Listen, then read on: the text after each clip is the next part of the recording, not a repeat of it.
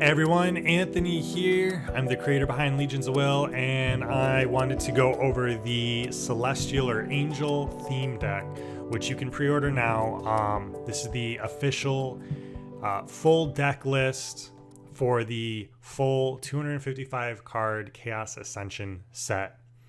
So yeah, to start us off, we have our three bases here. We have Celestial Gate, which angels you play cost one less to play. So as long as this is activated, all the angels you play cost one less.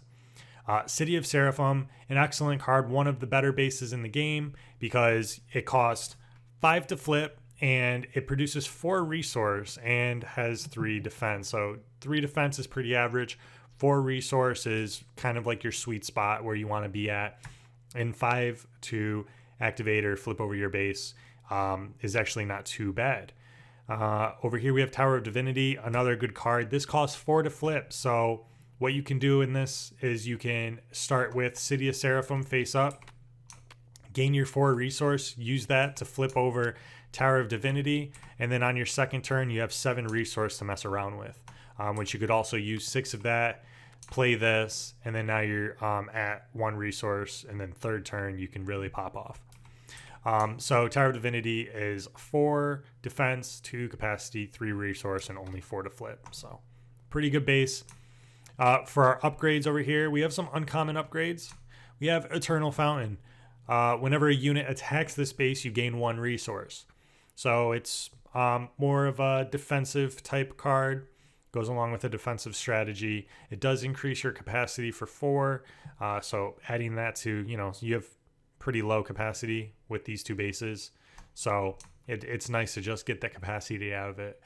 And this deck plays very defensively, so we went over the Bitarian theme deck, which is it's very synergistic. Like, you're developing your resources and then you're establishing like an unbeatable army basically.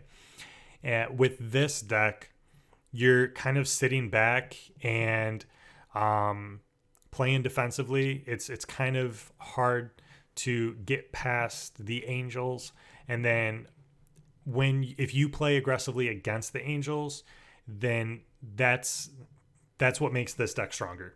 So this deck benefits from your opponent playing aggressively. So with this, you gain 1 resource for each unit that attacks this base. Angelic Orb costs 4. It gives you 1 of each stat here. We have defense, capacity, and resource. When you play it, you get to choose a unit type, and then the units stationed in this base gain protection from attacking units of the chosen type. So we have another upgrade here, Fountain of Essence. This card is great because it costs 3.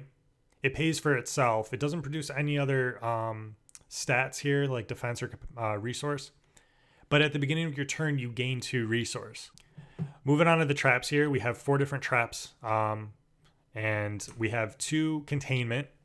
We're going to play traps face down for 2, attach it to a base. When that base is attacked, targeted, or destroyed, then we can activate our trap.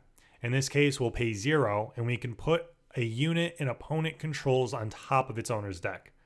So as long as this base is being attacked, targeted, or destroyed, once we flip over this trap, we can choose any unit any opponent controls and put that on top of their deck. Angelic Seigel, we have 2 copies of this. In this case, we're going to pay 3 to activate the effect and prevent damage dealt by units our opponents control unless they pay 2 for each of those units. We have 2 copies of that. We also have 2 copies of Preordained.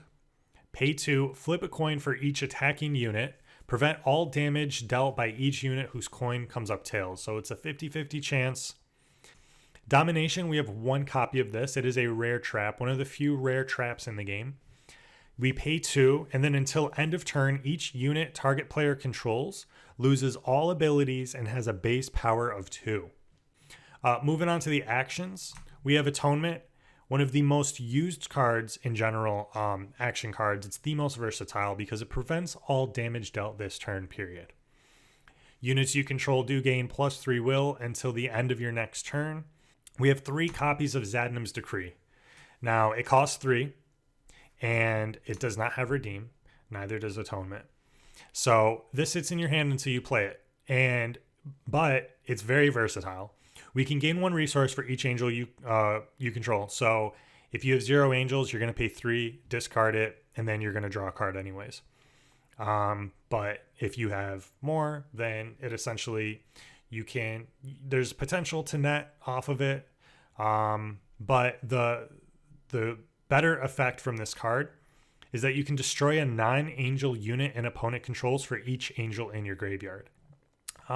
Next, we have Arkan's Intervention. It's similar to Atonement. It costs 2. It prevents all damage dealt to units you control this turn. Units you control can't be destroyed this turn. So the 1 prevents all damage, period. So that's damage dealt to your base, damage dealt to your opponent's units. This prevents damage only dealt to your units. So if you're in a situation where you have a 4-powered unit blocking a 4-powered unit an opponent controls, you play this, your unit survives, theirs doesn't. Or if they're going to, just destroy your units in any other way, the second part of this effect is units you control can't be destroyed this turn. So, Divine Vengeance, very versatile card. It's seen a lot of play in certain decks, and in general, it's one of those cards that you kind of just include in your deck anyways. It's like the perfect Hail Mary. It costs 6, but if you have 0 resource, you can play it for free. Destroy all attacking units target player controls. That player gains 1 resource for each unit destroyed this way. And as long as you have 0 resource, your opponent's like, cool, no units, 0 resource, what can they possibly do? They swing with everything. Best case scenario, you destroy every one of their units. They gain a little bit of resource to maybe bounce back from that situation, but you would hopefully be able to get an advantage after this during your turn. So we have 2 copies of that. And none of the actions in this deck have Redeem, which is interesting. Here are our units down here. We have Gami, 4 copies of Gami. It's a vanilla angel with 5 will and 4 power, and it costs 4. With Celestial Gate, it costs 3, which is great. And same thing with Guardian Angel. This costs 3, but if we have Celestial Gate open, we're playing it for 2, which is amazing. It's that much better as a 4/3. So very similar to Gami, just 1 less on all the stats. So we have 4 copies of both of those.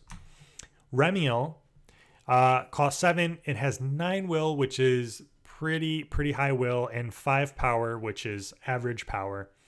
But if 3 or more units you control were destroyed this turn, you can play it for free, and you can do this during your opponent's turn. Angel of Silence. We have 3 copies of this. This is one of my favorite characters for the Angels. Angel of Silence costs 7, has 7 will and 7 power. Other units stationed in the same base as Angel of Silence gain +1 power. So 3 copies of that in the deck. We have 3 copies of Arosa, the Fallen Death, a demon. So keep that in mind when you have Celestial Gate opened. Arosa is a fallen angel. It is a demon unit type. It has 8 power, 8 will, 8 resource. Whenever a unit an opponent controls deals damage to an angel you control, destroy that unit. We have 2 copies of Goreal, an amazing card. It only has 2 will, 7 power. It costs 9, so it's a lot to get out, but there's a huge payoff for it. Angel of Purification. This synergizes perfectly with Divine Vengeance because it costs 6 will, 6 power. You can pay X at any time to prevent that much damage dealt to units stationed in the same base as Angel of Purification. That includes Angel of Purification itself. And if you are down to 1, 2, or even 3 resource and you have any other way to get down to 0 and you want to play Divine Vengeance and pay whatever that difference is off of this effect, bring yourself down to 0 and then play Divine Vengeance for free. We also have Celestial Angel, only 1 copy. Very powerful for the fact that whenever a unit you control attacks, you may roll twice for will. Lastly, we have a legendary unit, Angel of Revelation, costs 6 and has 6 will and 9 power. When you play Angel of Revelation, your opponents can't attack any of your bases until your next turn. So you get an entire turn where you don't have to worry about getting attacked, and you have a unit that only costs 6 will to attack and can deal 9 damage. That is the Celestial or Angel theme deck. You can pre-order this now on the website directly. We have theme deck bundles. It's $15 a deck, and you get 3 decks for $45 in the bundle. So you could also play this right now on Tabletop Simulator. As long as you have Tabletop Simulator, you can play and check out all the cards, all the decks, all the theme decks, and everything is good to go. So hop in the Discord if you have any questions. I'll be able to answer them there. And until next time, peace.